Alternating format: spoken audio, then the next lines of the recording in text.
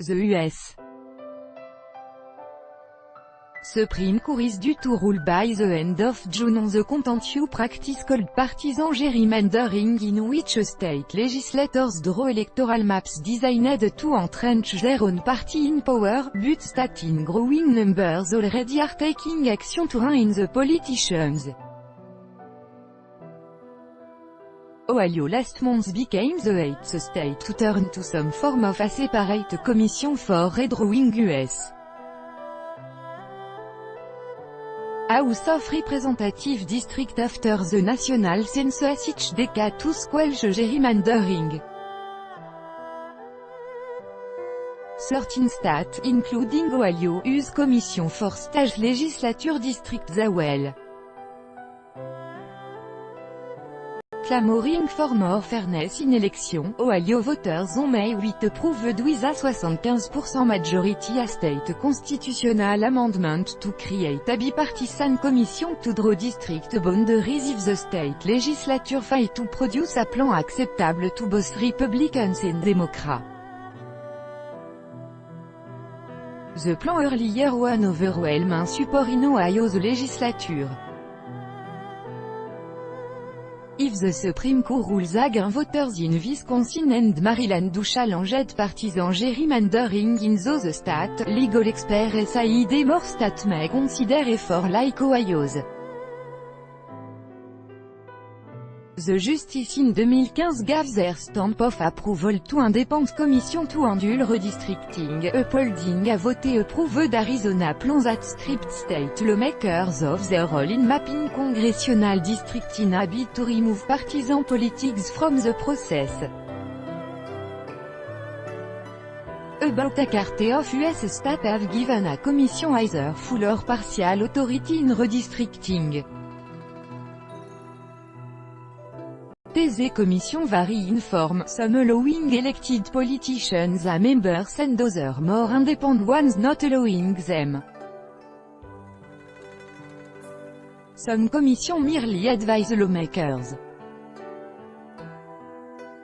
In addition to Ohio and Arizona, the others include Alaska, Arkansas, California, Colorado, Hawaii, Idaho, Missouri, Montana, New Jersey, Pennsylvania and Washington State, according to the National Conference of State Legislature. More states could join them soon, with group proposing ballot initiative in Michigan, Utah and Oklahoma this year, according to the New York University School of Law's Brennan Center for Justice. Partisan gerrymandering date back to century, but critics have said it has become more extreme and has begun to warp democracy. Legislators in some states have used the precise vote data and computed modeling to craft electoral maps that systematically maximize the clout of voters who support the party in power and marginalize those who do not. CON state UTIONALRIGHTS in the Supreme Court as Democratic voters in Wisconsin and Republican voters in Maryland argued that partisan gerrymandering violated their right under the U.S. Constitution, either the right to free speech and association or the guarantee of equal protection under the law. The ruling could be among the most consequential of the court's current term, reverberating through American politics for decades. But the justice could resolve the case in a variety of ways.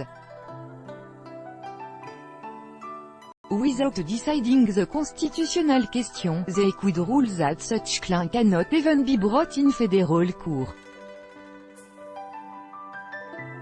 If that happens, we'll see more fighting in the political arenas, more in state court and more movement to amend state constitution, said voting rights scholar Michael Morley, who wrote a brief for the Republican National Committee supporting the Wisconsin Republicans who drew the contested district.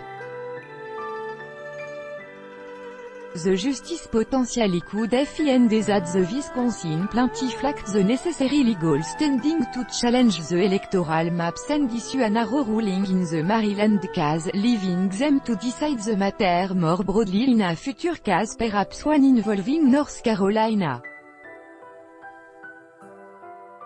The Supreme Court last dealt with the issue in 2004 in a case notable for Justice Anthony Kennedy's concurring opinions that left the door open for court to intervene if a workable standard for identifying and measuring impermissible gerrymandering could be devised.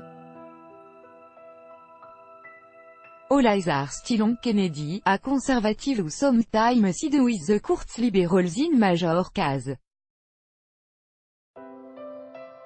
If he can convince himself that an approach is sound and objective, then he seems close to intervene. Emory University election law expert Michael Kang said. I don't know if he finds any of the approach convincing enough. Shutting off federal court would be terrible news for American democracy, said University of Chicago Law School professor Nicholas Stephanopoulos, a lawyer for the Wisconsin challenger. The practice of gerrymandering is eroding the very idea of what it means to be a democracy in a law of state. With such a ruling, plaintiff would turn to State Court. Brennan Center voting right attorney Michael Lee said, noting that the IDAH has gained traction after a state court in January throughout Pennsylvania's Republican-drawn congressional map. Republican Ohio State Senator Matt Huffman, who co-sponsored the constitutional amendment measures, said it creates rules to prevent partisan abuse in the map-making process.